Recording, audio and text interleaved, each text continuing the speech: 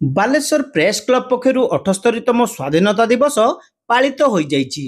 କ୍ଲବର ସଭାପତି ବରିଷ୍ଠ ସାମ୍ବାଦିକ ବିପ୍ଳବ କୁମାର ମହାନ୍ତି ଜାତୀୟ ପତାକା ଉତ୍ତୋଳନ କରିବା ସହିତ ସ୍ୱାଧୀନତା ଦିବସ ପାଳନର ଯଥାର୍ଥତା ସମ୍ପର୍କରେ ଆଲୋଚନା କରିଥିଲେ। ଇଂରେଜ ଶାସନରୁ ଦେଶକୁ ମୁକ୍ତି ପାଇଁ ଆଲୋକର ଶିକ୍ଷା ପ୍ରଜ୍ୱଳନ କରିଥିବା ବୀର ସଂଗ୍ରାମୀଙ୍କର ବଳିଦାନ ସମ୍ପର୍କରେ ଶ୍ରୀ ମହାନ୍ତି ଆଲୋକପାତ କରିଥିଲେ।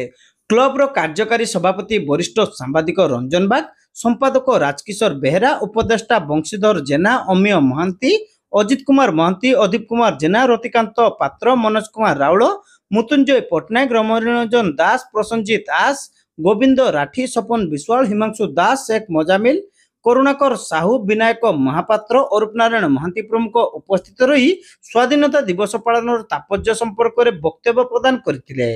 ଶେଷରେ ହାଇଦର ଖାନ ସମସ୍ତଙ୍କୁ ଧନ୍ୟବାଦ ଦେଇଥିଲେ।